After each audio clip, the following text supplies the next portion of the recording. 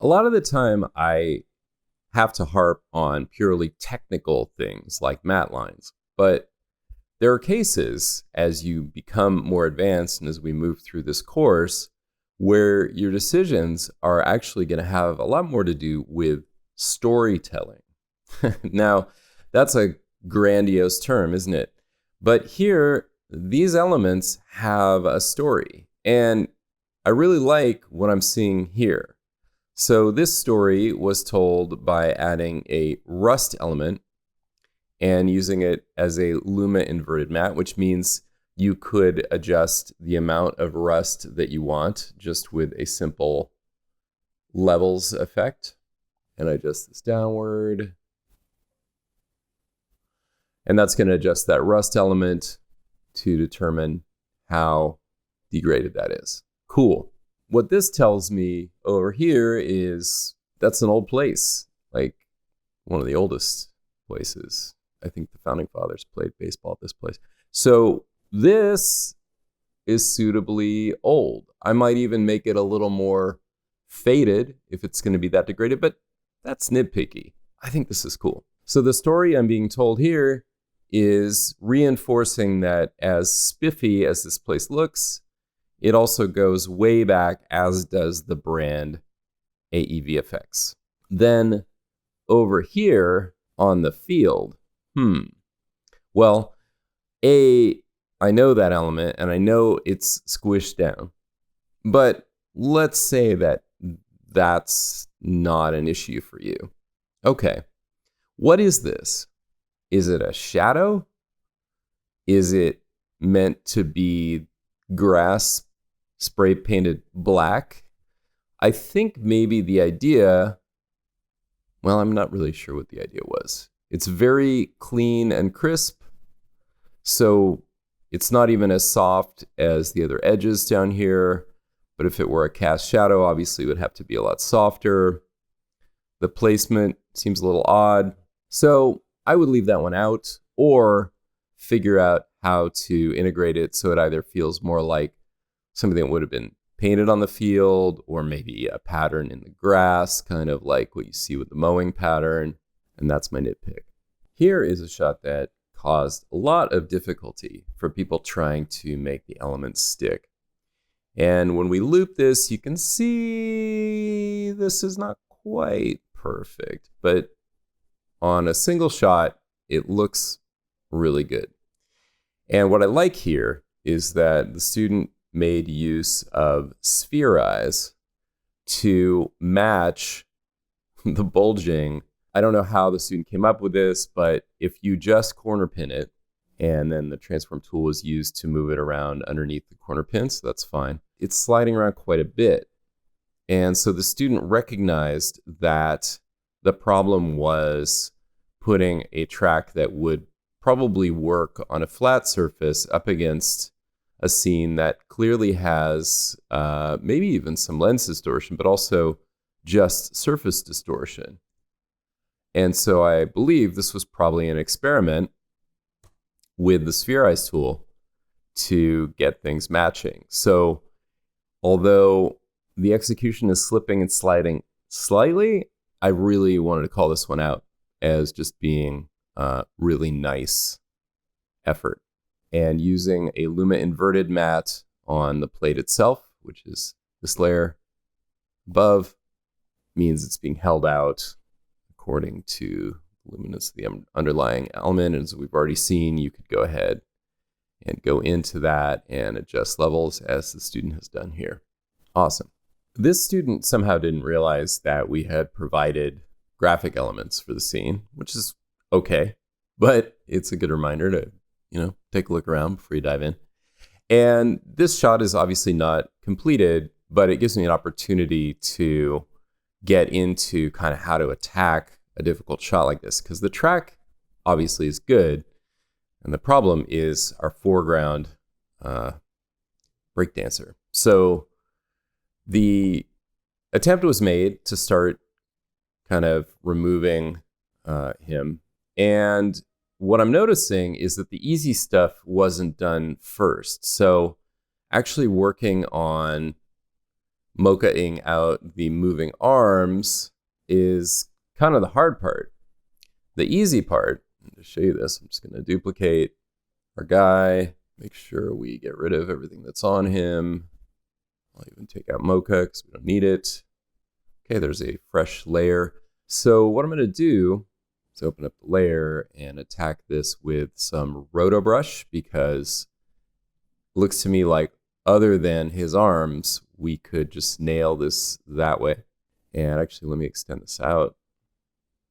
Now, actually, I didn't need to do that though, did I? Because what the student did do was isolate the parts where he's actually blocking the logo. So that's good. So let's go to the middle of that and just kind of select this. And I don't know if that's the right starting point. And we're getting a warning. So this is where little things can kill you. So I'll undo that. And let's just take a look. The warning was about frame rates. And this source footage was 23.976, that annoying frame rate. And the student, for whatever reason, probably expediency, just went with 24. You can choose 23.976 right on this menu. You don't even have to choose it, like type it in every time. And once I do that, I'm not going to get the error anymore. So remember that weird frame rate is only for sound syncs. You think you don't need it, but After Effects actually cares a lot about little things like that. So now, for free, I can see that RotoBrush, even without doing a lot of adjustment, is probably going to do a lot for me on this one. Not going to do everything.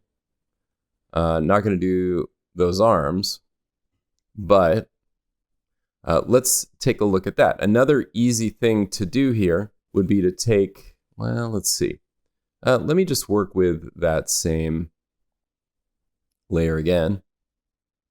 And I'll solo this one. Take away RotoBrush. And now let's just look at the color channels. So actually I'm going to close this so we can just focus for a moment. Let's look at the color channels. Option 1, 2, 3. So 3 has the best contrast. That's blue. And so we're going to go with keying, not matte. And we're going to go with extract into blue. And we're going to just come down here.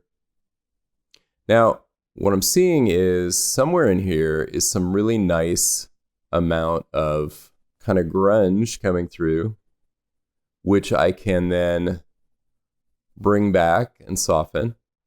And if I unsolo the layer, that's going to play over my logo. So now I'm getting the arms a bit more for free. And I'm not perfecting this, don't worry. But you can see where I could go with this overall. Maybe. That's kind of a problem right there.